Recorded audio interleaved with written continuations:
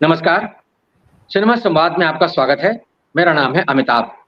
सत्य हिंदी पर सिनेमा से जुड़ी अपनी साप्ताहिक पेशकश में हम हर हफ्ते बात करते हैं सिनेमा से जुड़े तमाम पहलुओं के बारे में, क्योंकि हमारा मानना है कि सिनेमा सिर्फ मनोरंजन की चीज़ नहीं है।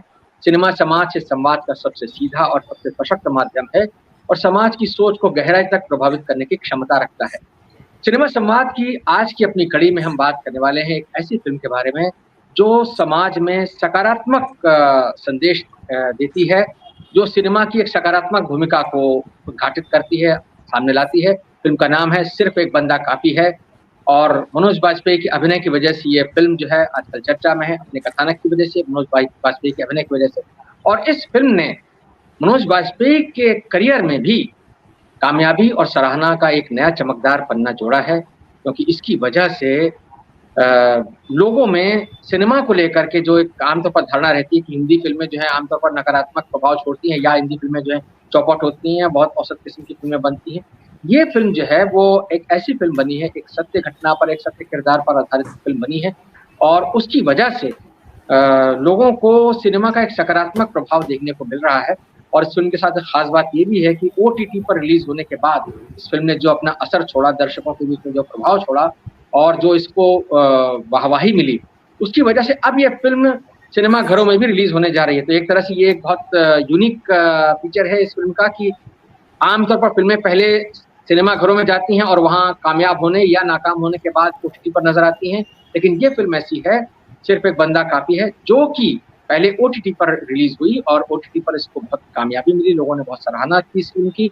उसके बाद अब ये फ़िल्म सिनेमा घरों में रिलीज़ होने जा रही है।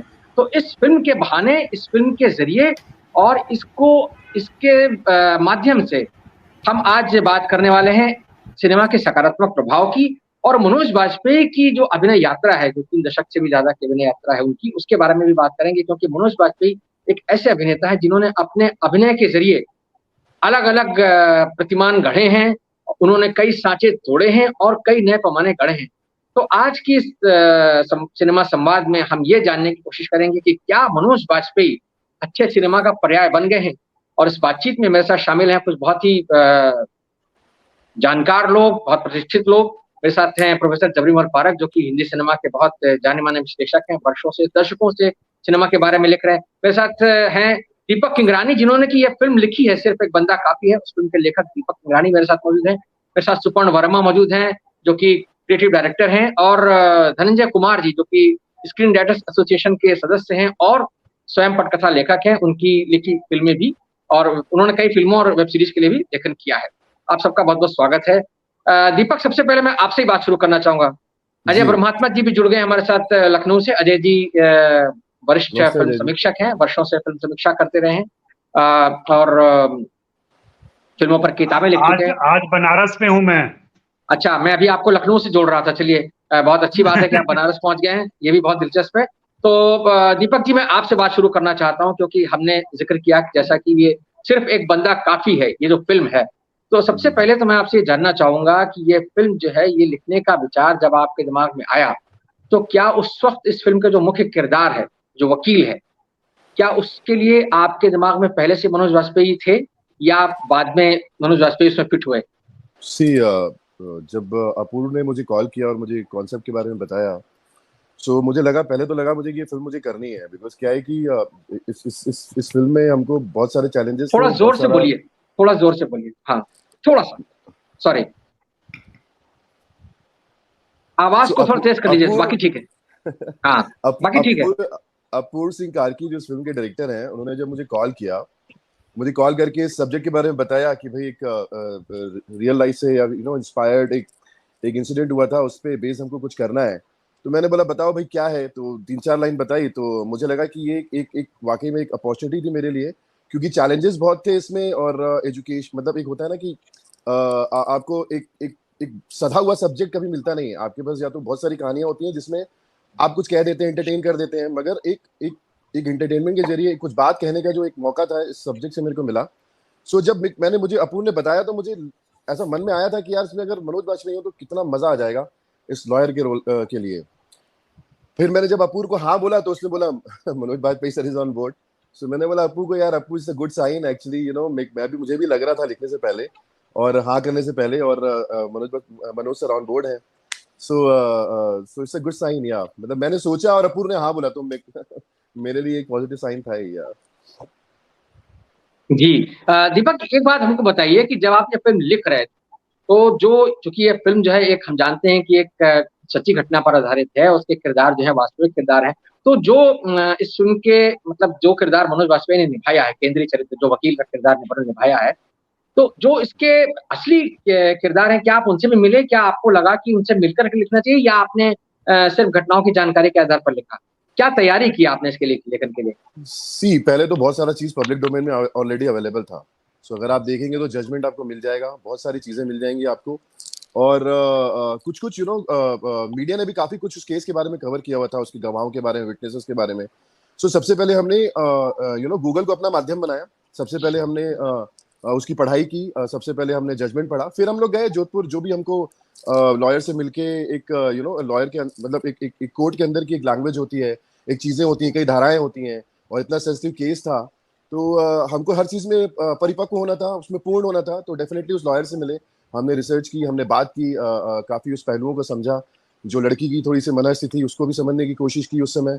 और जैसे उन्होंने केस को फाइट किया, चाहे वो सेशन कोर्ट हो, चाहे वो हाई कोर्ट हो, चाहे सुप्रीम कोर्ट हो, तो डेफिनेटली हम लोगों ने उनके साथ बैठे और एक एक चीज पे हमने बात की, और काफी हेल्प मिली। यस जी, शुक्रिया दीपक।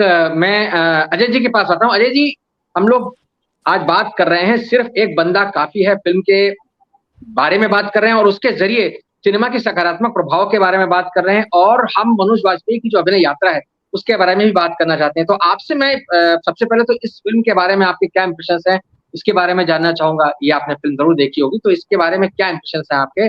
और मनोज वाजपेयी की अभिनय यात्रा के बारे में भी हम आपसे बात करेंगे आगे, कौन कौन सी फिल्में आपको उनकी याद आती हैं। लेकिन सबसे पहले मैं जानना चाहूंगा, ये जो फिल्म है, इसको देख करके, चूंकि हम और आप अक्सर चर्चा करते रहते हैं सिनेमा के बारे में, और हमारी जो चिंताएं हैं वो ये है कि किस तरह से सिनेमा आजकल जो है वो लोगों में क्या मैसेज देना चाहिए और क्या मैसेज दे रहा है। यानी एक तरफ हमारे पास केरला स्टोरी और कश्मीर फाइल जैसी फिल्में हैं, और एक तरफ ये फिल्म है कि सिर्फ एक बंदा काफी है। तो ये जो सिनेमा है, इसके बारे में आप क्या कहेंगे? जी, आप सभी को नमस्कार, और आपको शुक्रिया कि आपने सुपर्ण और दीपक को बुलाया है। ये शायद पहला मौका है कि किसी फिल्म के रिलीज होने के बाद उससे रिलेटेड लोग पहुंचे हैं यहाँ इस संवाद में। जी। सभी का स्वागत है। और यह फिल्म मुझे अच्छी लगी है। मैंने तो अपने जो छोटा रिव्यू है मेरा वहाँ बोलता हूँ, मैं वहाँ बोला भी मैंने फिल्म देखने के बाद। खास बात मुझे जो लगी उसमें मैं दीपक की तारीफ करूंगा कि उन्होंने जिस तरीके से संवाद लिखे हैं, ये संवाद हिंदी में लिखे हुए काफी अरसे के बाद मुझे पर्दे पर दिखा, जहां यह कोशिश नहीं की गई है कि एक आम फाहम बम्बैया लैंग्वेज बोली जाए और ये ख्याल रखा जाए कि सबकी समझ में आ जाए। हो सकता है कि इसके संवाद कुछ लोगों की समझ में थोड़ी दिक्कत हुई हो, लेकिन जो प्रवाह मनोज ने बनाया है अपनी डायलॉग डिलीवरी से, और जाहिर सी बात है वो प्रवाह तभी बन पाया है जब उनको लिखे हुए शब्द वैसे मिले हैं। तो मैं फिर से धन्यवाद और बधाई दोनों को दूंगा, यहाँ दोनों मौजूद है। और यह फिल्म मुझे बेहद अच्छी लगी, खास करके अपनी बनावट की वजह से। फिल्म की थीम से तो लगभग सभी लोग वाकिफ थे, और जो लोग नहीं जानते थे वो फिल्म देखने के साथ समझ गए कि ये किस घटना, किस बाबा और किस वकील से संबंधित है, तो उससे चीजें जुड़ती चली गई। लेकिन जिस तरीके से घटना क्रम रखा है दीपक ने, और कहानी को जिस तरीके से ऊपर बढ़ाया है, क्लाइमेक्स तक ले गए हैं, वह बहुत ही खूबसूरत तरीके से गया है। और फालतू चीजें नहीं है यहाँ पर, बेमतलब की चीजें नहीं है। बहुत कुछ मुझे लगता है कि शायद राइटिंग टेबल पर या प्री प्रोडक्शन में ही बहुत काट छाट हो गई होगी, और पूरी तैयारी के साथ ये लोग आए होंगे। सुपर्ण है ना, सुपर्ण सर है ना। जी, निर्देशक को भी बधाई दूंगा, कार्की को भी। और सुपर्ण खुद लेखक और निर्देशक रहे हैं, तो इनकी भी अपनी समझ आई है। Yes, he was my script editor. हाँ, सुपर्ण क्रिटिक भी रहे, ये भी मैं बता दूं। हाँ, सुपर्ण की एक अच्छी लेगेसी है, यह भी आप लोगों को मालूम होना चाहिए। मैं सुपर्ण का भी स्वागत करता हूँ, उनको बधाई शुभकामनाएं देता हूँ कि वे इसी तरीके से आगे बेहतर काम करते रहें। जी जी धन्यवाद अजय जी। मैं सुपर्ण के पास ही चलता हूँ। सुपर्ण, हम लोग चूंकि इस फिल्म के बारे में बात कर रहे हैं, और अभी अजय जी ने बात कही कि ये फिल्म जो है इसकी बनावट, इसमें जो कसावट है, तो मैं आपसे जानना चाहूंगा कि चूंकि ये जब फिल्म बन रही थी उस दौरान के क्या आपके तजुर्बे रहे, और चूंकि मनोज बाजपेयी जो कि इस फिल्म के केंद्रीय चरित्र हैं, वो उनके साथ काम करने का आपका तजुर्बा कैसा रहा, और कैसे ये फिल्म जो है वो इस तरह की फिल्म बन सकी कि इसको जो है सारे लोग, क्लासेस और मासेस दोनों जिसको हम कहते हैं, वो उसको पसंद करें, और ये अपने आप में एक ऐसी फिल्म का उदाहरण बनकर निकल आई जिसको हम कहते हैं कि हाँ, सिनेमा जो है लोगों को इंस्पायर करता है कि हाँ, आप एक अच्छा इंसान बने। जैसे मुझे जो सबसे अच्छा मुझे उसको एक डायलॉग याद आ रहा है, जो अभी अजय जी ने चूंकि संवादों की बात की, तो मुझे एकदम याद आ गया कि जब वो वकील से पूछते साहब की फीस क्या होगी, तो कहते हैं गुड़िया की स्माइल। और वो इतना शानदार डायलॉग है, वो बहुत बड़ी बात है। तो सुपर्णा, मैं आपसे जानना चाहूंगा कि आपका क्या एक्सपीरियंस रहा, क्या क्या किन तजुर्बों से गुजरे आप इस फिल्म के दौरान? देखिए, जब फिल्म की शुरुआत हुई तो मतलब विनोद के पास उन्होंने राइट्स लिए थे लॉयर के, लाइफ के और कहानी बताई थी मुझे। और उस वक्त मैं 3-4 चीजें कर रहा था, डायरेक्ट कर रहा था, तो मैंने कहा मैं इसको क्रिएटिव प्रोड्यूस करता हूँ एंड ये किरदार से मनोज ही निभा सकते हैं। एंड मनोज के साथ मैंने फैमिली मैन में काम किया है, एस्पेक्ट में काम किया, तो उन्होंने फ़ोन किया, मिला उनसे और मैंने कहा कि मैं आपको कहानी सुनाने आ रहा हूँ, और उन्हें कहानी सुनाई। आई थिंक पहले 15 मिनट में वो हाँ बोल दिए उन्होंने, मतलब उन्होंने हाँ कह दिया था। उसके बाद हम आगे बढ़े। उसके बाद उनका सवाल था कि तू डायरेक्ट कर रहा है? मैंने कहा मैं डायरेक्ट नहीं कर पाऊंगा, बट मैं क्रेडिट प्रोड्यूस करूंगा, मैं रहूंगा लगातार, बट कुछ दिन होंगे जब मैं नहीं रह पाऊँ। तो उन्होंने कहा किसको लें? एंड देन उन्होंने मतलब पूछा अपूर्व करके कैसा है? मैंने कहा अपूर्व ने एस्पिरेंट्स बहुत अच्छी बनाई है और अपूर्व को मैं पिछले 10 साल से जानता हूँ और बहुत ही होनहार लड़का है and I think it will be a great idea. तो हम अपूर्व को बुलाया, अपूर्व से मिले एंड वहाँ घंटी बजी। उसके बाद दीपक हमारी लाइफ में आए और वहाँ से काम शुरू। और दीपक को बेचारे को हमने मतलब जोधपुर में छोड़ दिया काफी महीनों के लिए, जहाँ वो बैठ के उसने काफी बहुत ही रिगरस जिसे बोलते हैं रिसर्च किया। बिकॉज 2-3 चीजें आपके पिछले सवाल के लिए कि एक चीज शुरुआत से पता थी हमें कि ये फिल्म हमको एक ही मौका देगी इस तरह का कुछ बनाने के लिए, हम चूक नहीं सकते। हमने पहले भी फिल्में देखी हैं, या जैसे दिल्ली क्राइम जैसे शो आया है, या मनीष मंद्रा की फिल्म आई थी हाल ही में सिया, जो कि उस विक्टिम की व्यथा डिस्क्राइब करते हैं। दिल्ली क्राइम को मेरे दिमाग में था कि मुझे पहले दिन से कोर्टरूम ड्रामा बनाना है, बिकॉज वो हमने काफी वक्त से नहीं देखा और उस ड्रामा के थ्रू हम बहुत सारी बातें बोल सकते हैं जो कि हम ऐसे ना कह पाए। And the idea was this कि हमारी इंटेंशंस कोई पॉलिटिकल पॉइंट करने का प्रूव नहीं थी, हम कोई एजेंडा लेके नहीं चले थे, और वो बहुत ही क्लियर था कि हमको ये कहानी ढंग से बोलनी है बिना किसी का एजेंडा है, बट उसके अंदर जो हम कह पाए हम कहेंगे और डरेंगे नहीं। अगर वो 15 साल की बच्ची नहीं डरी, अगर हमारे जो लॉयर जिनकी कहानी आधारित है नहीं डरे, तो हमको भी हिम्मत डालनी पड़ेगी, नंबर 1। और आई थिंक वो कारवा बढ़ता गया, उस तरह के लोग मिलते गए, उस तरह के एक्टर्स मिलते गए, कोलैबोरेटर्स मिलते गए। जी स्टूडियो ने कहीं मतलब एक बार नहीं बोला हमको कि ये कम कर दो, बढ़ा दो, बट हाँ, हमने जो स्क्रिप्ट लिखी थी वो काफी लंबी चौड़ी लिखी थी। हमारा जो पहला कट था वो भी 3 घंटे का था ऑलमोस्ट। सो उसको बैठ के हमने नैरो डाउन किया। इमोशन इम्पैक्ट नहीं जा सकता था। एंड ऑफ द डे भले ही ये कोर्टरूम ड्रामा है, हमारे लिए ये एक इमोशनल जर्नी थी जो ऑडियंस को बांध के रखनी हम चाह रहे थे रखे, एंड वही हमारा मतलब प्रोसेस रहा है पूरी फिल्म। और जहां तक मनोज के साथ काम करने का मतलब एक्सपीरियंस है, आई डोंट थिंक मतलब बिगाड़ देते हैं। प्रॉब्लम मनोज के साथ काम करने के ये है कि एक बार आप उनसे काम कर ले तो आप जिंदगी भर के बिगड़ जाते हैं। इतना देते हैं और ऐसे ही नहीं कि एज अ डायरेक्टर या प्रोड्यूसर को देते हैं, वो राइटर को भी उतना देते हैं, वो एक्ट्रेस को उतना देते हैं, सिनेमेटोग्राफर को उतना देते हैं।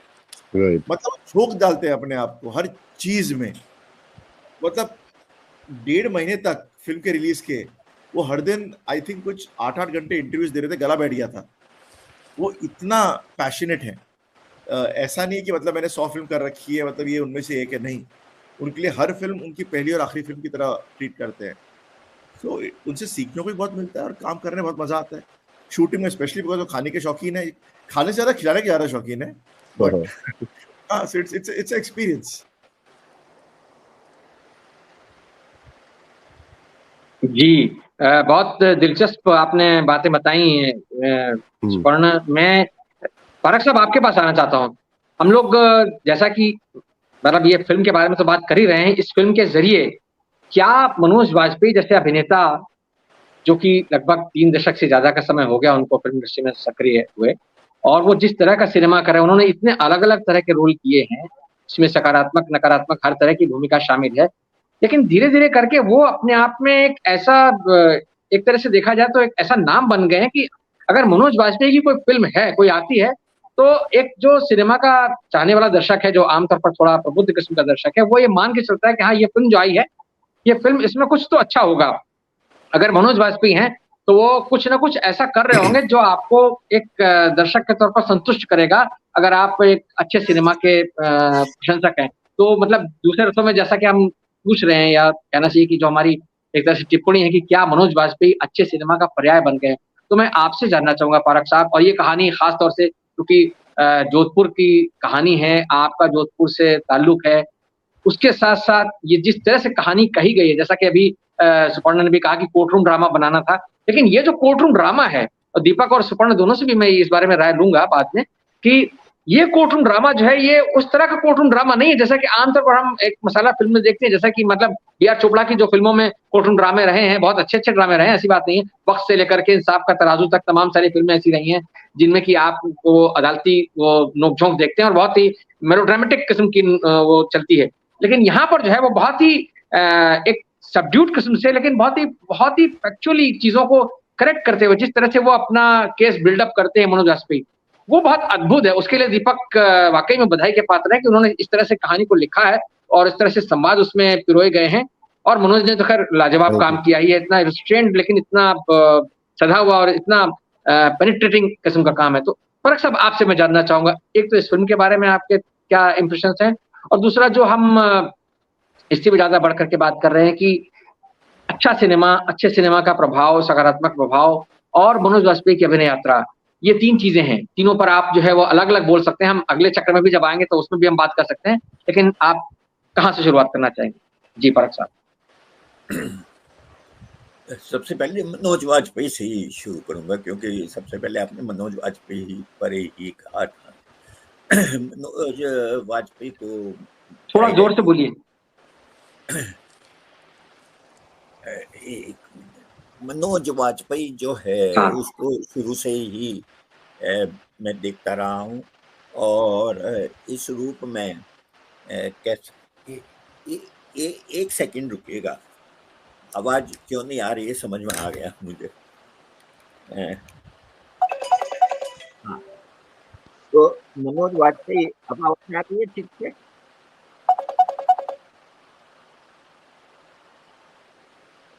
थोड़ा सा इको आ रहा है। हाँ, नहीं, आप म्यूट पर चले गए। आप म्यूट पर चले गए।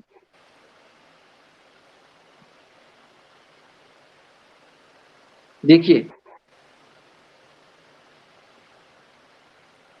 पुरानी व्यवस्था पर आ जाइए आप। आप अभी म्यूट पर हैं। आपने जो इंस्ट्रूमेंट लगाया है उसे हटा दीजिए और पुरानी व्यवस्था पर आ जाइए।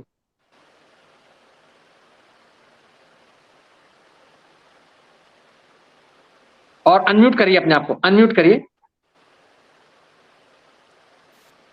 हाँ, अब बोलिए। तो सबसे पहले मैं मनोज वाजपेयी पर ही मनोज वाजपेयी बेहतर ऑडियो देखते रहे हैं, और स्पष्ट रूप से जो पहली फिल्म जिससे उनकी तरफ ध्यान गया था वो थी सत्या।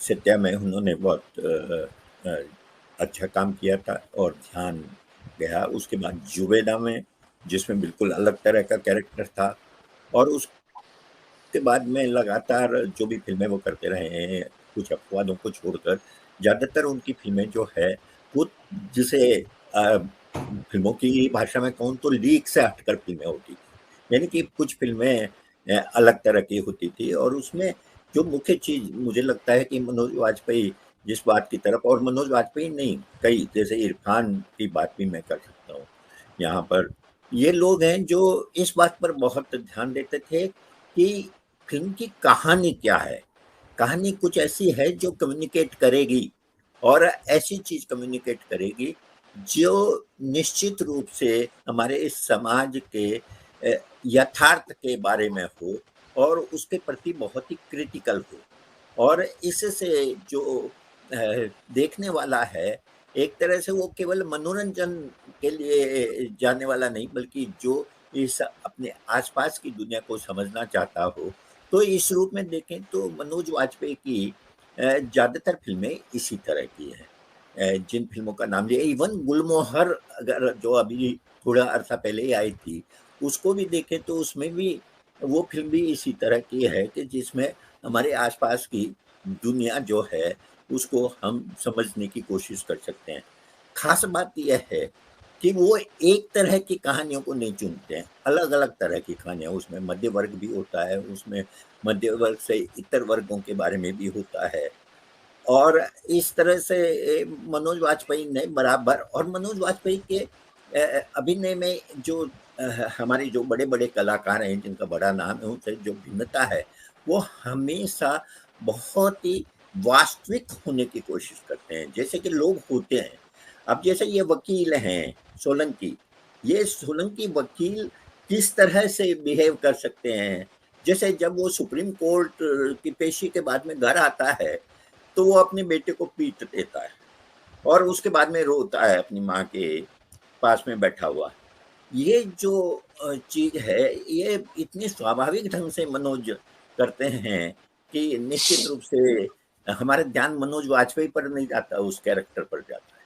हम पूरी तरह से उस कैरेक्टर के साथ अपने को जोड़ते हैं। तो ये तो मैं कहना ही चाहूंगा कि इस फिल्म की एक बहुत बड़ी शक्ति जो है खुद मनोज वाजपेयी है। दूसरी चीज जो मैं फिल्म के बारे में कहना चाहता हूँ, फिल्म निश्चित रूप से जैसा अजय ने कहा है, फिल्म निश्चित रूप से बहुत प्रभावशाली है और उसे बहुत ही मतलब हमारे बिल्कुल बहुत बहुत ही नजदीकी एक जो घटना घटी है जिसकी स्मृतियां लगभग सभी के ध्यान में है, वो उसको हम सेल्यूलाइट पर हम सिनेमा में देखते हैं वापस। और जो चीज मुझे आकृष्ट की, दो चीजें मुझे ध्यान गई, मुझे नहीं मालूम है कैसा करने के पीछे क्या कारण था।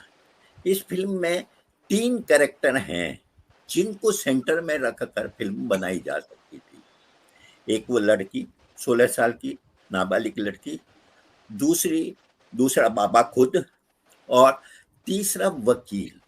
इन्होंने न तो लड़की को सेंटर में रखा न बाबा को सेंटर में रखा, बल्कि बाबा तो एक तरह से हाशिए पर है और उस पर बहुत ध्यान नहीं दिया गया, या उसको उस मतलब उस फिल्म पर उसकी छाया सबसे कम है। और ऐसा क्यों किया ये तो जो पटकथाकार हैं वो ही बता सकते हैं। और लड़की को उतना ही स्पेस दिया गया जिससे कि उस मुकदमे को लड़ने के में बहुत कहना चाहिए कि मदद मिलती हो और कहानी को आगे बढ़ाने में बहुत मदद मिलती हो। और सबसे बड़ी बात यह है कि उस लड़के को उसके माता पिता को जिस ढंग से पेश किया गया है वो बिल्कुल ऐसा लगता है कि जैसे हमारे ही आसपास की दुनिया से ये चरित्र जो है सिनेमा में आ गए हैं। ये नकली नहीं लगती, ये बिल्कुल यथार्थ लगते हैं। बिल्कुल वो लड़की वैसी ही लगती है जिसके साथ इस तरह की दुर्घटना हो सकती है। लेकिन यहाँ जो सवाल है कि ये वकील को केंद्र में रखने क्यों महत्वपूर्ण है। मेरा अपना विचार है कि वकील को रखना, वकील का मतलब है उस पूरी प्रक्रिया को, अदालती प्रक्रिया को, न्याय पाने की प्रक्रिया की जो जटिलताएं हैं, उस पर जो दबाव है, उसको सामने रखना। इसमें एक बात मनोज वाजपेयी कहते हैं, मतलब वकील सोलंकी कहते हैं कि मेरे लिए यह बहुत महत्वपूर्ण है कि इस बाबा को बेल न मिले, क्योंकि जैसे ही वो एक बार जेल से बाहर गया तो उसके बाद में चीजें जो है नियंत्रण में रखना बहुत ही मुश्किल होगा। ये मेरे ख्याल में मतलब बहुत स्पष्ट रूप से सोलंकी के दिमाग में था कि किन लोगों के मुकाबले में जिसने 4-4 व्यक्तियों की हत्या करवा दी, जिस जो 20 करोड़ रुपए तक देने को तैयार था, उसके सामने एक व्यक्ति का इस तरह से खड़ा होना और उसे सेंटर में रखना, वो बहुत महत्वपूर्ण है। मुझे ये और भी बहुत सारे कारण हैं, शायद उन कारणों पर फिल्म में संकेत नहीं किया गया है, और वो भी महत्वपूर्ण कारण है। सबसे बड़ा कारण तो यह है कि जिस समय गिरफ्तार किया गया उस समय वह बाबा जो है कांग्रेस की सरकार थी, और इस बाबा को जिनका समर्थन प्राप्त था वो 2014 से सत्ता में आए। लेकिन मुझे लगता है कि 2014 से सत्ता में आने के बाद में उन्हें यह एहसास हो गया कि ये बाबा अब हमारे लिए काम का नहीं, ये इस काम का नहीं है, इसलिए इसके पीछे शक्ति लगाने का कोई मतलब नहीं है। जैसा कि हम आजकल देख रहे हैं कि हमारी रेसलर्स के साथ जो हो रहा है, तो इस दृष्टि से ये बहुत महत्वपूर्ण है कि बाबा के पीछे जो पॉलिटिकल ताकत थी, वो पॉलिटिकल ताकत मुझे लगता है कि छीन ली गई, और वो छीनी जाने के कारण कुछ हद तक आसान हो गया, कुछ हद तक ही, बहुत ज्यादा नहीं, क्योंकि खुद बाबा और उसका परिवार, उसका बेटा और उसके पास जो भी ताकत थी, वो ताकत इतनी तो थी कि सोलंकी जैसे एक मामूली से वकील का बहुत कुछ बिगाड़ सकती थी। लेकिन मेरे ख्याल में इस तरफ ध्यान जाता है।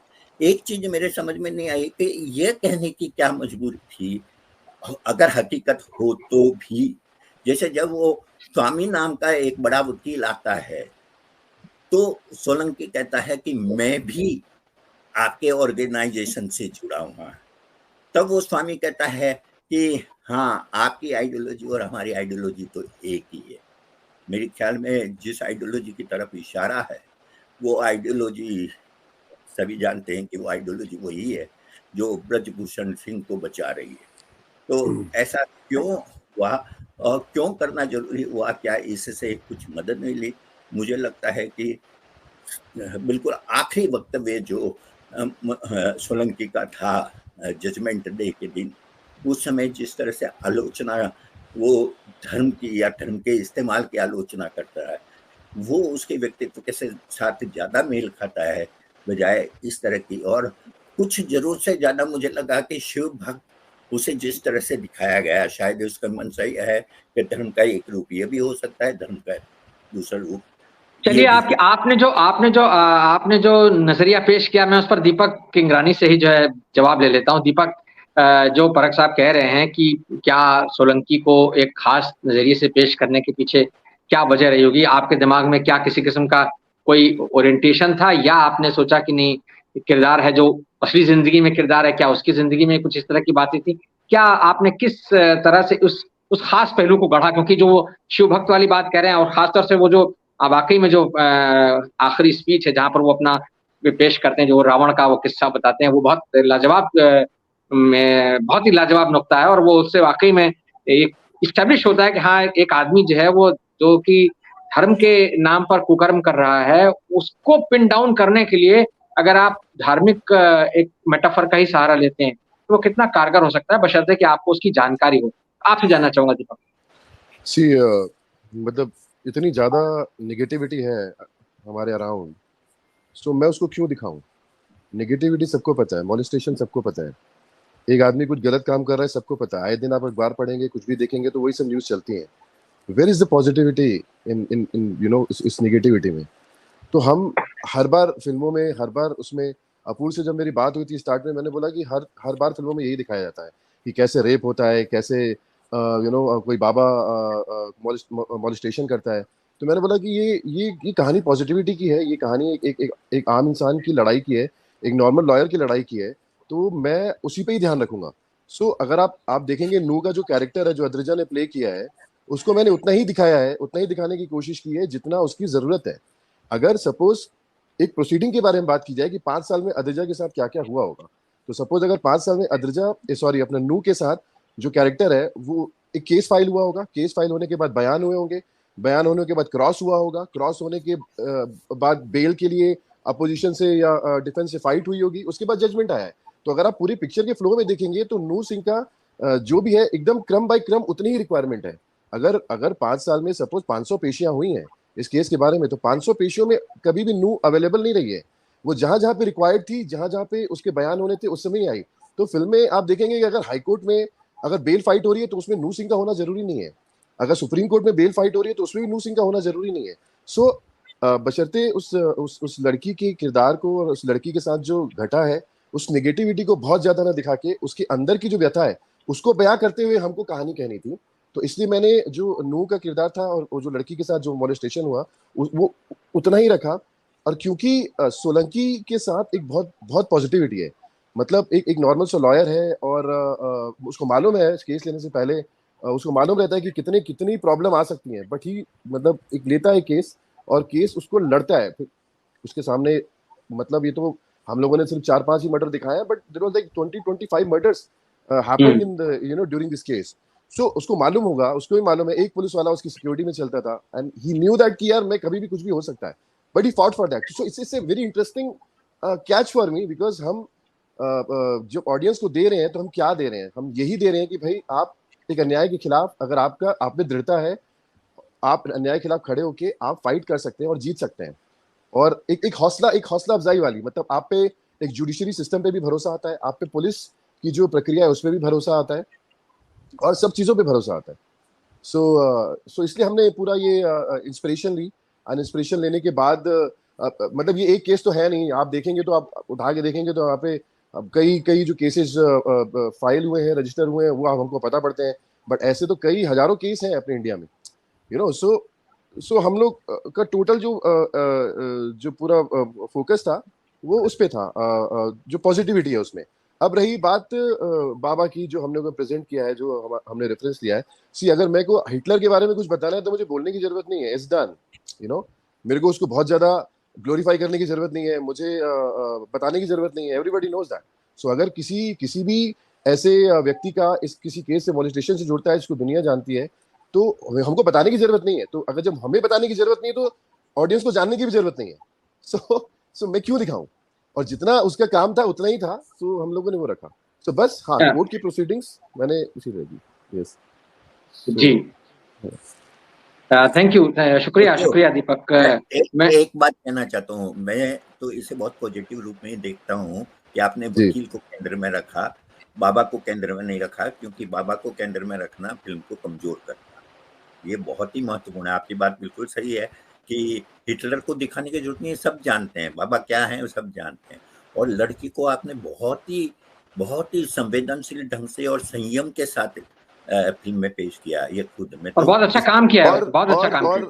और आपने जिस डायलॉग का जिक्र किया था अभी पारक साहब ना, जिसमें कि बाबा के पास कोई भी मैं कोर्ट में केस की हियरिंग हार नहीं सकता। सो ये लास्ट ये अटैच हुआ है, ये सुपर सर ने किया था, बिकॉज मेरे लिए मैं ऑलरेडी एक अंडर लेयर में कहानी चल रही थी, बट सुपर सर सेड कि मैं ये लाइन डालूंगा just because to more get clarity of the character. So thanks super sir for that. बहुत बढ़िया। धनंजय, आपके पास आता हूँ। ये जो बात अभी दीपक कह रहे थे कि हमने इस फिल्म के जरिए कहीं ना कहीं एक ये जो मैसेज जा रहा है कि भाई आप अन्याय के खिलाफ खड़े हो सकते हैं और आप लड़ाई लड़ सकते हैं और लड़ करके जीत भी सकते हैं। तो ये जो फिल्म का टाइटल है कि सिर्फ एक बंदा काफी है, यानी अकेला, जो हम लोग वैसे कहावत सुनते हैं कि अकेला चना बाहर नहीं फोड़ सकता, लेकिन ये जो अकेला बंदा है ये खड़ा होता है और अकेला खड़ा होकर के वो पूरे सिस्टम को धीरे धीरे कैसे डिमोलिश करता है और कैसे वो अपने जो भी विक्टिम है, जो जिसका शोषण हुआ है, उसको न्याय दिलाता है। वो जो प्रक्रिया है, वो उस प्रक्रिया को बहुत बढ़िया ढंग से उद्घाटित करती है फिल्म। और इसीलिए हमने शुरुआत में कहा था कि ये फिल्म जो है वो सिनेमा का जो एक सकारात्मक प्रभाव है, जिसको कि दीपक ने अभी जिक्र किया कि अन्याय के खिलाफ लोगों को लड़ने का हौसला देती है। तो ये जो सिनेमा का ये रोल जो है, हम और आप अक्सर चर्चा करते हैं सिनेमा समाज में कि सिनेमा जो है वो किस तरीके से भटक गया है, कैसे उसको क्या करना चाहिए, क्या नहीं करना चाहिए, और जो नहीं करना चाहिए वो कर रहा है। अभी नसीरुद्दीन शाह ने हाल में कहा ना कि भाई ये केरला स्टोरी जो है वो इतना पैसा कमा रही है, इतना सारे लोग उसको देखने जा रहे हैं, और दूसरी तरफ अफवाह जैसी एक फिल्म है या फराज जैसी फिल्म है जो कि सिनेमा हॉल में नहीं चलती है, जो कि अच्छी फिल्म है। तो आपसे मैं जानना चाहूंगा धनंजय, ये एक तो इस फिल्म के बारे में जो आपकी राय है, अभी इतने सारे लोग, इतनी सारी जो हमारे सारे बाकी पैनलिस्ट ने जो भी कहा, आप उसमें क्या जोड़ना चाहेंगे? दूसरा, जो सिनेमा के मतलब अच्छे प्रभाव के बारे में या सकारात्मक प्रभाव के बारे में हम बात करते हैं, और उसमें खास तौर से जो लेखक की भूमिका, क्योंकि दीपक ने यहाँ जो काम किया है वो बहुत काबिले तारीफ काम है, और पूरी की पूरी टीम में खास तौर से अपूर्व सिंह कार्की, सुपर्ण और दीपक, उन्होंने जो फिल्म बनाई, मनोज वाजपेयी तो है ही खैर, लेकिन ये कि जिस तरह से ये प्रोडक्ट पूरा सामने आया है उसमें जो लेखक की भूमिका है, तो एक अच्छी फिल्म बनाने में लेखक की स्वतंत्रता क्या अहमियत रखती है, इस पर भी आप जरा कुछ बोलें। देखिए, लेखक की स्वतंत्रता तो एग्जीक्यूटिव प्रोड्यूसर जो है या क्रिएटिव प्रोड्यूसर है वो ज़्यादा बेहतर बताएंगे। लेखक बेचारा कहाँ स्वतंत्र है, लेखक तो उसके ऊपर डायरेक्टर है, उसके ऊपर प्रोड्यूसर है, फिर एक्टर है, सब शामिल हो जाते हैं। लेकिन लेखक इस फिल्म में बहुत महत्वपूर्ण तरीके से दिखता है। वो इसलिए दिखता है कि जो कहानी कह रहा है इतनी ज़बरदस्त कहानी है, इतनी ज़बरदस्त पटकथा है, और संवाद भी इतने महत्वपूर्ण है। खास करके अगर आखिरी का 2 जगह में मुझे बड़ा अच्छा लगता है। तो आखिरी में जो क्लोजिंग कमेंट दिया है मनोज वाजपेयी के किरदार ने, वो लाजवाब है पूरा का पूरा। वो फिल्म का मोरल ऑफ द स्टोरी या मैसेज ऑफ द स्टोरी कहिए, वो है वो फिल्म का। दूसरी बात एक और मुझे बड़ा अच्छा लगा दीपक भाई, कि जहाँ वो कहता है कि जो है क्या अस्पताल और स्कूल बना देने से रेप करने का लाइसेंस मिल जाता है। ये बड़ा कमाल का जो है सवाल है ये, और ये सवाल हमारे समाज से है, क्योंकि हमारा समाज यकीन नहीं करता है। बाबा के करोड़ों भक्त अभी भी हैं जो मानते हैं कि बाबा के साथ अन्याय हुआ है, न्याय नहीं हुआ है बाबा के साथ, ऐसा मानते हैं। तो उनके लिए ये सवाल है कि बताइए, ये चूंकि हम ये मान लेते हैं कि इतना धर्म का काम कर रहा, धर्म का काम मतलब परहित का काम कर रहा, तो बहुत महान आदमी है, इसमें कोई दुर्गुण नहीं है। लेकिन हम लगातार देख रहे हैं कि वो दुर्गुण है, और आपकी फिल्म में भी वो दिखाई पड़ता है, जिस तरह से वो मर्डर करवाता है लगातार, और वो हकीकत है। फिर मैं कहूँ कि ये लार्जर देन लाइफ सिनेमा जो होता है, उसको अब सिनेमा, भारतीय सिनेमा भी नियर टू लाइफ चल रहा है, और एक ऐसी कहानी कह रहा है भारतीय सिनेमा भी। ऐसे लेखक हैं, ऐसे निर्देशक हैं, ऐसे प्रोड्यूसर हैं जो हमारे समाज की स्थिति को बड़े सही तरीके से प्रेजेंट करता है। और इसको मैं कहूँ कि सही मायने में इंडियन फिल्म है, और ये सही मायने में जो है ये राष्ट्रीय पुरस्कार का हकदार है ये फिल्म। इसको राष्ट्रीय पुरस्कार मिलना चाहिए, बेहतरीन लेखक का, अभिनेता का, और जहाँ जहाँ वो देख सकते हैं। अभी उस पर डिस्कस नहीं करेंगे बहुत ज़्यादा। लेकिन मैं कहूँ कि जिस तरह से कहानी, एक ऐसे आदमी की कहानी, उस लड़की की कहानी नहीं कह रहे हैं। बाबा तो खाली विलन है तो उसकी कहानी क्या कहेंगे, लेकिन विलन को आमतौर पे मानते हैं लोग कि जो है वो विलन जितना बड़ा होगा हीरो उस तरीके से निखर के आएगा। तो जैसा कि दीपक ने उस पर बड़ा बढ़िया स्टेटमेंट दिया है कि इतना बड़ा है वो किरदार ही इतना बड़ा है कि बाबा जिस तरह के है, जो कहानियाँ लोग जानते हैं कि किस तरह की घटनाएं हुई हैं, उसको दिखाने की जरूरत नहीं है उस तरीके से। लड़की को भी जिस तरह से लड़की पे आमतौर पे करते रहते हैं, और फिर वो इस तरह कोर्ट रूम ड्रामा बनता है जो लड़की के साथ जो है जो साथ जगाने वाले डायलॉगबाजी होती है, सवाल पूछे जाते हैं, उसको भी यहाँ नहीं रखा गया। और जितना रखा गया है बहुत कॉम्पैक्ट है और बहुत ही टची। फिर मैं कहूँ कि जो जो फिल्म में जो जो जो जो जो, जो गढ़े गए हैं किरदार को उतना ही स्पेस दिया गया है जितना स्पेस का हकदार है। कहीं ऐसा नहीं लगता है कि इसको कट कर दिया जाना चाहिए, इसको नहीं होना चाहिए। और जो वकील के किरदार को जिस तरह से गढ़ा गया, उसके भीतर का डर, उसका बेटा है, वो खुद है, और अपने असिस्टेंट को बोलता है कि तुम जो है हट जाओ, तुम इस केस में नहीं रहो। तो उसका डर किस लेवल पे है। फिर अपने बच्चे को जिस तरह से पीटता है, उसको अफसोस होता है उस बात का। तो उसकी जो पूरी खींच है, जो पूरा स्ट्रगल है। और साथ ही साथ मैं एक और कहूँ कि बड़े बड़े वकील जो उसके सामने पेश होते हैं, जिसके प्रति वो कहता भी है कि मैं आपके प्रति बड़ा आदर्श मानता हूँ, आदर रखता हूँ, इतने बड़े बड़े वकील व्यवस्था में किस तरीके से वो जो है बचाने को तैयार है, जमीन बेच करके, वो भी दिखाई पड़ता कि हमारे समाज में, हमारे देश में जो बड़े नामचीन वकील हैं वो किस तरह से अपना जमीन बेच देते हैं पैसे के लिए या सत्ता के लिए, है ना। या इसको लगता है कि जो है बड़े बाबा का केस लड़ रहे हैं तो ये हारेगा नहीं, और एक गरीब आदमी के साथ, एक कमजोर आदमी के साथ कौन खड़ा होता है। तो जोधपुर का जो वकील रियल लाइफ में, उसकी भी कहानी मैंने पढ़ी है, जो उसने किया है रियल लाइफ में तो कमाल किया है। लेकिन जिस तरह से दीपक भाई ने पेश किया है पर्दे पे उस कैरेक्टर के भय को, उस कैरेक्टर के संघर्ष को पूरा का पूरा, वो स्कूटर लेके भागता है, किस तरह से पुलिस उसकी मदद करना चाहती है, लेकिन उसका पुलिस ने, वो भी सीन बड़ा इंपॉर्टेंट है। कम से कम 60 पुलिस वाले तो चाहिए, तो नहीं बोलता नहीं हम 25-30 पुलिस वाले ही अरेंज कर सकते हैं। तो ये भी दिखाई पड़ता है। और पूरी फिल्म मैं कहूँ कि एक ऐसी जबरदस्त फिल्म है जिसपे कई बार मेरी आंखें भर आई, कई बार मुझे लगा कि दीपक भाई से मिले तो मैं गले मिल लूँ, कई बार लगा कि सुपर्ण ने अगर ऐसी कहानी ढूंढी है कहीं तो मैं उनको गले लगा लूँ और कहूँ कि आपके भरोसे हिंदी सिनेमा जो है एक बेहतरीन दिशा में जाएगा और हिंदी सिनेमा गौरव पाएगा, जिस गौरव की हम बात करते रहते हैं। आमतौर पर जब गौरव की बात करते हैं तो हॉलीवुड सिनेमा दिखाई पड़ता है, या हिंदी सिनेमा की बात करते हैं तो साउथ इंडियन सिनेमा दिखाई पड़ता है। हिंदी सिनेमा बहुत रेयर आता है ऐसा। तो ये फिल्म जो है वो बताती है। और मैं देख रहा था कल देख रहा था कि 2.5 करोड़ दर्शकों ने अब तक फिल्म को देखा है। 2.5 करोड़ बहुत बड़ी आबादी है, और वो OTT प्लेटफॉर्म पे देखा है, वो यूट्यूब पे नहीं देखा है, वो OTT प्लेटफॉर्म पे देखा है, जिसको पे करने के लिए पैसा देना पड़ता है, जिसको देखने के लिए। और अच्छी बात आपने बताई अमिताभ की इस फिल्म को सिनेमा हॉल में लगाया जाएगा, और मुझे लगता है सिनेमा हॉल में अच्छा प्रतिसाद इसको मिलेगा। और ऐसे दौर में जब केरला स्टोरी जैसी फिल्म को या कश्मीर फाइल्स जैसी फिल्म को प्रधानमंत्री बोलते हैं आकर के कि ये जो है जीवंत दस्तावेज है, मुझे लगता है प्रधानमंत्री जी को ये फिल्म देखनी चाहिए और उनको समझना चाहिए कि हमारा जो है जीवंत दस्तावेज दरअसल वो फिल्म है या ये फिल्म है। मैं हालांकि मैं राजनीति से थोड़ा प्रभावित रहता हूँ, हर आपके इसमें प्रोग्राम में आता हूँ तो राजनीति पे बात करता हूँ, उससे बात करनी चाहिए। और मैं दीपक भाई से और सुपर्ण जी से भी मैं अपेक्षा करता हूँ कि ये आपकी फिल्म जो है पार्ट 1 है, पार्ट 2 जो है वो जज लोया है। वो जो जहाँ जो पॉलिटिकल इंटरवेंशन होता है तो न्याय के किस तरह से परखच्चे उड़ते हैं वो दिखाना ज़्यादा क्योंकि न्याय मिलता है, ये आम आदमी मानता है कि न्याय नहीं मिलता है। ये न्याय मिला है, ये एक उदाहरण है और बेहतरीन उदाहरण है, इससे मैं इनकार नहीं करूँगा। लेकिन आम आदमी का जो विचार है वो ये है कि कमज़ोर आदमी है, गरीब आदमी है, तो आपको न्याय नहीं मिलेगा। तो वो न्याय क्यों नहीं मिलता है? वो जो पॉलिटिकल इंटरवेंशन है, वो जज लोया इसका बड़ा उदाहरण है। तो क्या सुपर्ण वैसी फिल्म बनाने की एक और हिम्मत दिखाएंगे कि ऐसी फिल्म दिखाई जाए? चलिए, आपने जो सवाल उठाया मैं सुपर्ण से ही पूछ लेता हूँ। सुपर्ण, आपका सवाल जो है मैं सुपर्ण के पास ले चलता हूँ। ये जो धनंजय जो आपको आइडिया दे रहे हैं फिल्म बनाने का, उस पर आप अपनी राय जरूर रखिएगा, लेकिन मैं उससे पहले मेरी जिज्ञासा, चूंकि इस फिल्म के बारे में हम बात कर रहे हैं, सिर्फ एक बंदा काफी है, और ये फिल्म वाकई बहुत अच्छी बनी, हम सब उसकी सराहना कर रहे हैं। और मनोज वाजपेयी का जो केंद्रीय किरदार है वो तो अपनी जगह है ही, और उस लड़की ने जो काम किया है वो बहुत शानदार है।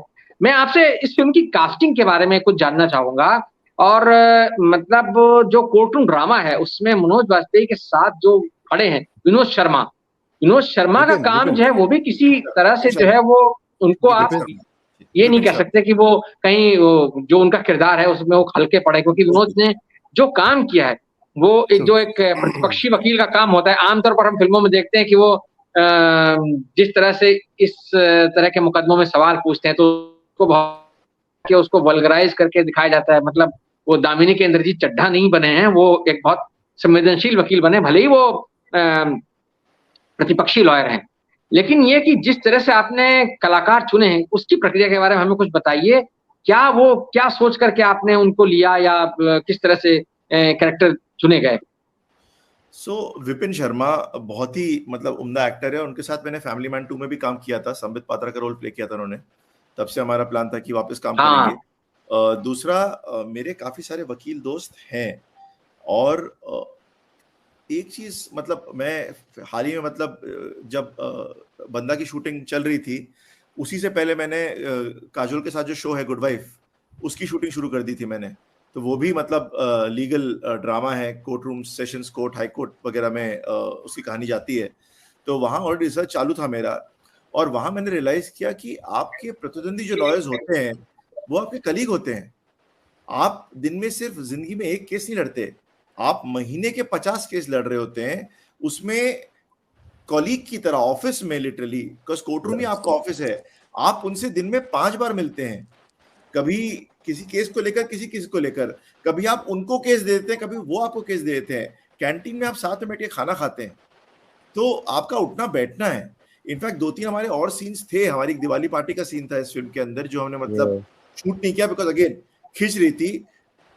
जो आपको बिहाइंड द सीन्स उनकी जो लाइफ है दिखाती, बट उससे कहानी फैल रही थी। बट इस पर हमने रिसर्च किया कि ये लोग मतलब इनका आप साथ में उठना बैठना होता है, राइट? तो ये दुश्मनी नहीं है, ये चड्डा वाला सीन नहीं है कि मतलब एक लॉयर चीख रहा है दूसरे लॉयर पे वगैरह। It's not personal, it's very very professional. मतलब ये इट्स जस्ट लाइक कि आप इंडियन एक्सप्रेस में काम करते हैं, आप टाइम्स ऑफ इंडिया में काम करते हैं, भले ही वो आपके राइवल जर्नलिस्ट हो, आप मतलब एंड ऑफ द डे शाम को प्रेस क्लब में बैठ के चाय या ड्रिंक पियेंगे, बातें करेंगे, कहानी एक्सचेंज करेंगे, एक दूसरे को डंडा नहीं मारेंगे कि मतलब तेरे को इंटरव्यू मिल गया मुझे नहीं मिला। लॉयर्स का भी यही है, दूसरा धनंजय जी, आपको मैं एक क्लैरिफिकेशन देना चाहूंगा कि लॉयर्स का by law they have to take a case अगर आपके पास कोई आए, अनलेस की मतलब बहुत ही कम लॉयर होते हैं जो केस नहीं लेते। Representation is a legal right of a client. तो अनफॉर्चुनेटली सिस्टम है ऐसा, और दुनिया भर में सिस्टम है कि अगर आपके पास कोई अपनी पीड़ा लेकर आया है, भले ही वो सही हो गलत हो, आपका काम उसको बचाना है। फिर भले आप उसमें यकीन करें ना करें, आप लॉ को यूज करेंगे या अब्यूज करेंगे to figure out the legal loophole, जो कि अनफॉर्चुनेट पार्ट है, but it depends on the defendant कि वो किस तरह उसको संभाल पाए। सो जहां तक कास्टिंग का सवाल है, शिवम गुप्ता हमारे कास्टिंग डायरेक्टर हैं। शिवम बहुत ही होनहार लड़का है, बहुत ही मतलब आग है उसमें। और शिवम और मैंने पहले भी काम किया है, तो मतलब इस फिल्म में काफी सारे, आई थिंक प्रिया सुहास हमारी जो प्रोडक्शन डिजाइनर है, उन्होंने मेरे गुड वाइफ शो का भी प्रोडक्शन डिजाइन किया, उन्होंने इसका भी प्रोडक्शन डिजाइन किया। सारे लोग हैं जो पहले काम कर चुके हैं। सो एक वेल ऑयल्ड मशीन की तरह हम एक दूसरे को जानते हैं, समझते हैं। हम हमारा क्रिएटिव प्रोसेस हम सबको पता है।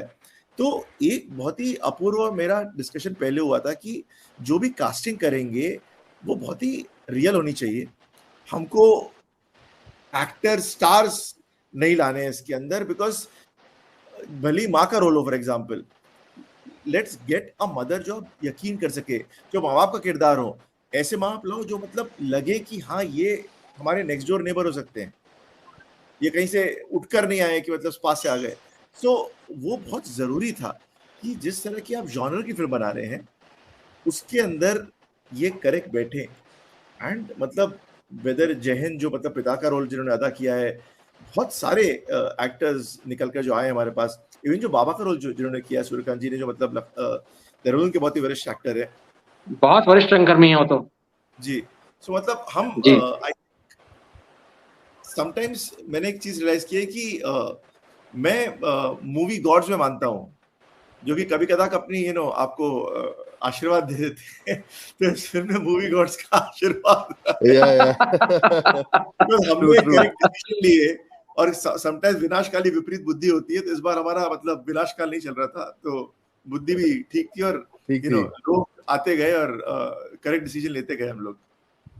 जी दीपक, मैं आपके पास आता हूँ। एक मिनट जी जी बोलिए धनंजय। ने जो कहा वो बिल्कुल आपकी फिल्म में कहीं प्रॉब्लम नहीं है। मैं ये नहीं कह रहा हूँ कि वो जो है बड़े वकील हैं वो बड़े बाबा को बचाने के लिए जाते हैं और वो गलत करते हैं। बिल्कुल वकालत में तो ये पेशा है, उसको लेना है, जो उसके पास केस आएगा एक्सेप्ट करेगा। और कहीं ये दिखाया भी नहीं है कि वो लड़की गई किसी बड़े वकील के पास और उसने कहा नहीं मैं केस नहीं लड़ता।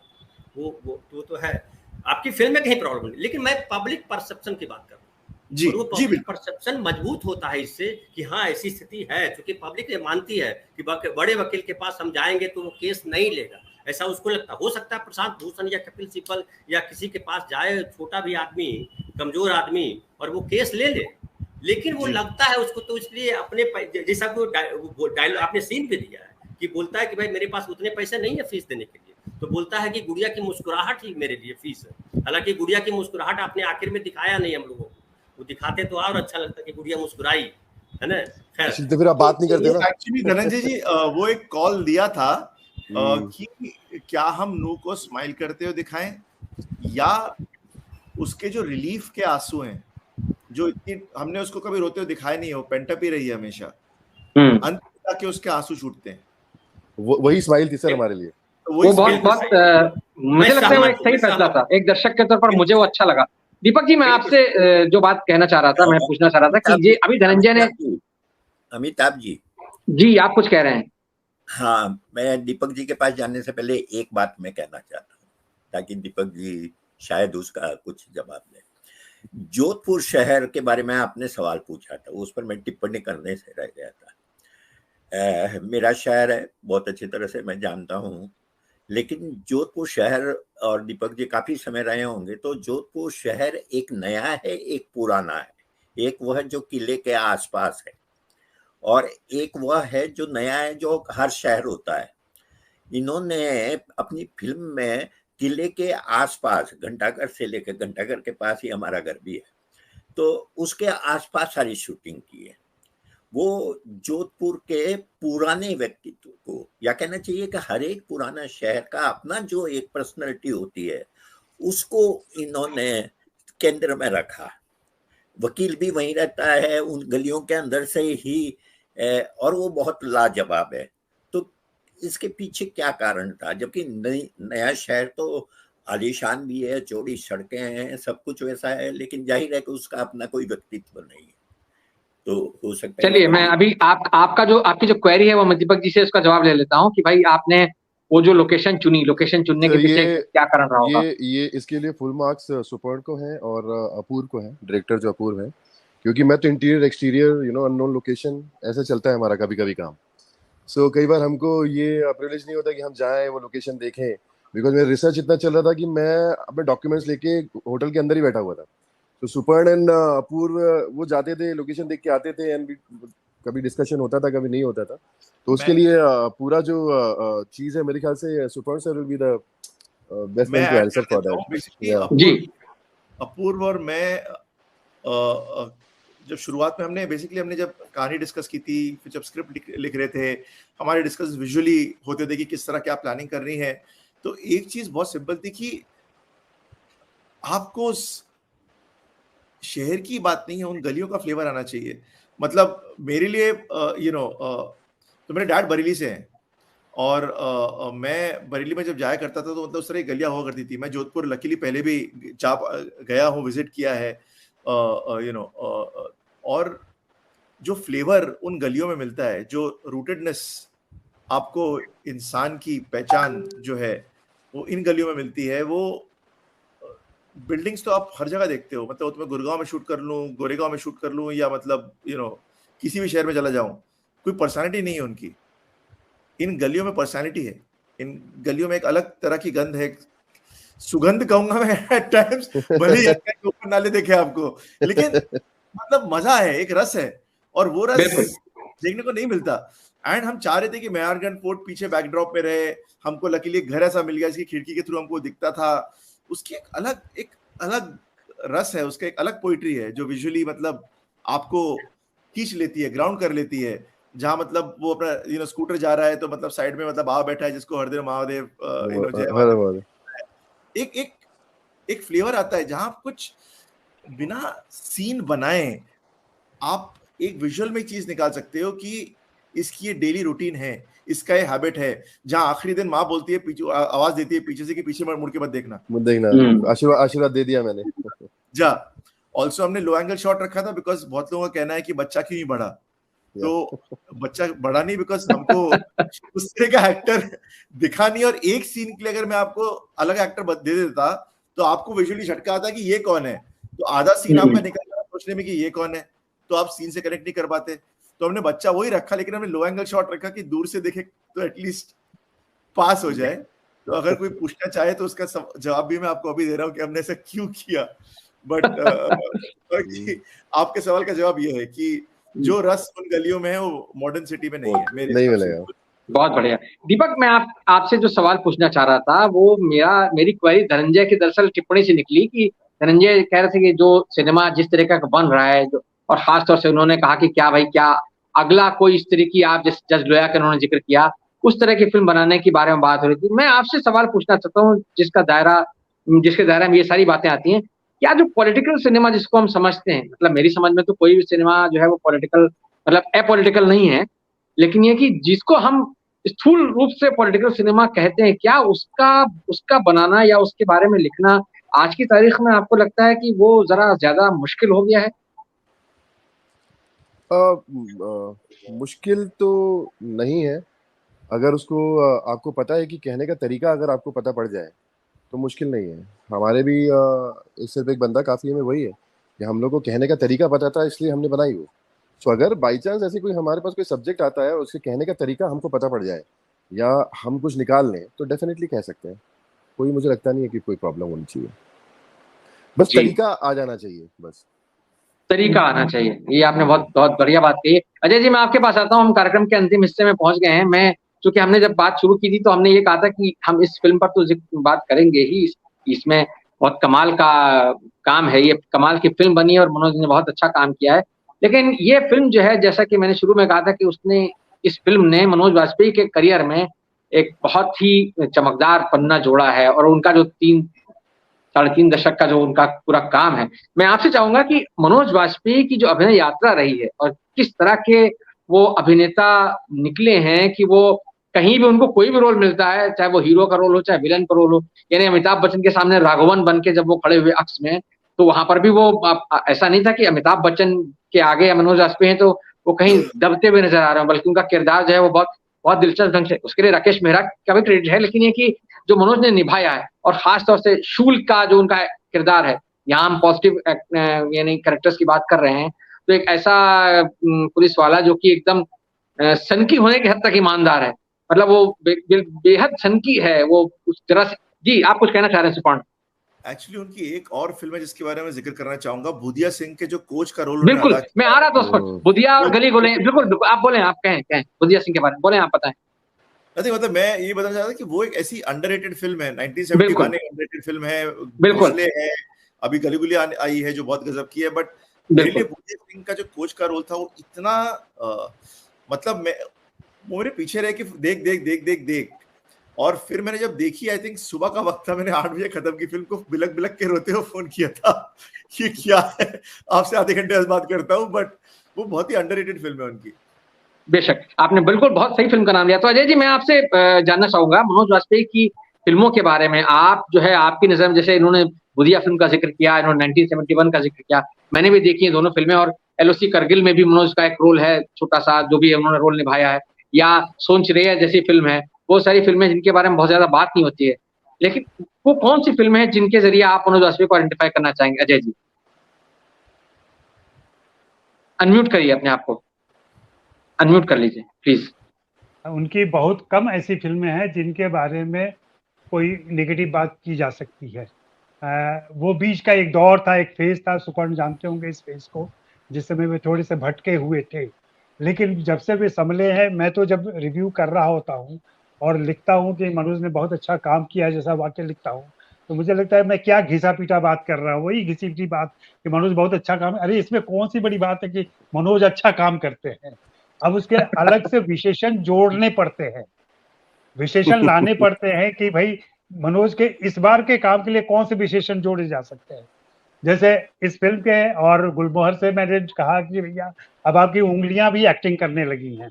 हाँ, अब जरूरी नहीं है कि आपका गुलमोहर का जिक्र किया है अजय जी, सॉरी मैं आपको टोक रहा हूँ, गुलमोहर का आपने जिक्र किया तो मुझे मनोज की टिप्पणी याद आ गई। मनोज ने, मैंने कहीं पढ़ा था कि मनोज ने कहा गुलमोहर में अपना काम देख के मुझे लगा कि ये मैं क्या कर रहा हूँ शर्मिला टैगोर के सामने में, कि उन्होंने कहा कि मैंने बहुत खराब काम किया, मतलब गुलमोहर में अपने काम को खुद उन्होंने मतलब अच्छा रेट नहीं किया। ठीक है, समीक्षकों ने, मतलब आपने उनके प्रति नरमी बरती है, लेकिन वो उनका मानना है कि वो शर्मिला टैगोर के सामने जब वो काम कर रहे हैं तो जो उनका रोल है उसमें शायद वो उतना न्याय नहीं कर पाए। बहरहाल आप अपनी बात जारी रखें।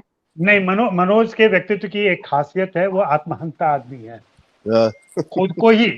खुद को ही निगेट कर देते हैं, खुद को ही खराब करते हैं। पिछले दिनों मेरी बात हो रही थी कि मैं आप पर कुछ काम करना चाहता हूँ, लिखता हूँ, टाइम में बिल्कुल मत लिखिए अभी, आप अभी मेरे किरदारों को देखिए और मेरे जो किरदार आने वाले हैं। और बंदा देखा तो मुझे लगा कि हाँ, फिर इसके बाद जोरम अभी लाइन में लगी हुई है जिसकी तस्वीर ही बता रही है कि वो किरदार क्या होने वाला है। तो मनोज के काम में लगातार रोज एक नई कली खिलती है, जैसे हर एक फिल्म के साथ एक नई कली, एक नए रंग में, एक नई खुशबू के साथ सामने आ जाती है। और मनोज का एक बहुत अच्छा दौर चल रहा है एक तरीके से, क्योंकि वे फिल्में सही चुन रहे हैं, सही लोगों के साथ काम कर रहे हैं। और आप गौर करें कि इस दरमियान वे किसी बड़ी हस्ती के साथ, किसी बड़े नाम के साथ, किसी बड़े प्रोडक्शन हाउस के साथ काम नहीं कर रहे हैं, और यहाँ अपनी मर्जी का बेहतरीन काम जो दूसरों की मदद से उन्हें मिल रहा है वो इसे सामने लेके आ रहे हैं, और बहुत ही कमाल का है। मैं, संयोग ऐसा है या जो भी रहा हो, मैं 97 से मनोज को जानता हूँ। मनोज जब सत्या कर रहे थे तब से मेरा परिचय है उनसे, और लगातार अच्छा परिचय रहा है, और उनके सुख दुख दोनों पक्षों से मैं परिचित रहा हूँ। और जो मैं आत्महंता कह रहा हूँ कि वो एक ऊंचाई तक जाते हैं और फिर वहां से खुद ही छलांग लगा देते हैं नीचे कि चलो फिर से उठते हैं, फिर से देखते हैं क्या करना है अभी। और ये व्यक्तित्व ही उनको नए, जिसको एक्सप्लोर करना कहते हैं ना, वो एक्सप्लोर कर रहे होते हैं अपनी हर फिल्म में, अपने हर किरदार के साथ। यहाँ तो उनके लाइक माइंडेड लोग मिल गए थे, जहाँ लाइक माइंडेड लोग नहीं रहते हैं वहां भी वो इस काम को कर रहे होते हैं। मैंने कभी नहीं देखा मनोज को यह अफसोस करते हुए कि यार मैंने ये फिल्म ले ली, बड़े खराब लोग हैं, बड़ी खराब माहौल है और कैसे तैसे निकल जाऊं मैं इस फिल्म से बाहर, ऐसा कभी मनोज ने नहीं कहा। चाहे उनकी वो फिल्म सचमुच में खराब रही हो, बावजूद अपने काम के प्रति जो लगन है, अपने काम के प्रति जो निष्ठा है, वह निष्ठा मनोज में कभी कम नहीं हुई। और मैं खास करके उत्तर भारत से आए अभिनेताओं के साथ हमेशा खड़ा रहा हूं मैं, और मुझे उनका स्ट्रगल मालूम है, कैसे उनको मेन स्ट्रीम मीडिया उनको इग्नोर करता है, कैसे मेन स्ट्रीम जो फिल्म इंडस्ट्री का मेन स्ट्रीम है वो कैसे उनको किनारे करता है, कैसे उनको बार बार धक्के देकर बाहर निकालने की कोशिश करता है, और बावजूद इसके वे लोग कैसे अपने दम खम पर टिके हुए हैं और लगातार बेहतरीन काम कर रहे हैं। मैं बहुत सारी बातें मनोज पर हो सकती हैं, मनोज पर तो पूरी किताब लिखी जा सकती है। जी बिल्कुल सही कह रहे हैं आप। बात है उनकी प्रशंसा के बारे में ही होगी। बिल्कुल सही कह रहे हैं आप। मनोज पर किताब लिखी जा रही हैं, किताबें लिखी जा चुकी हैं और आगे भी लिखी जाएंगी, और उन पर वाकई में अलग से लंबी बातचीत भी हो सकती है। बहरहाल आज हमने जिस फिल्म के जरिए मनोज बाजपेयी के काम पर बात की और फिल्म पर बात की, और वो उस तरह का सिनेमा जो है वह कैसे दर्शकों पर एक सकारात्मक प्रभाव छोड़ता है और क्यों उस तरह की फिल्में जरूरी हैं, इस पर हमने बात की। ये बातचीत इसको सार्थक बनाने के लिए आप सबका बहुत बहुत धन्यवाद, और दर्शकों का भी बहुत बहुत धन्यवाद कि उन्होंने इसको बहुत तल्लीनता के साथ देखा। अगली बार हम फिर किसी नए विषय के साथ हाजिर होंगे, तब तक के लिए नमस्कार, बहुत बहुत धन्यवाद।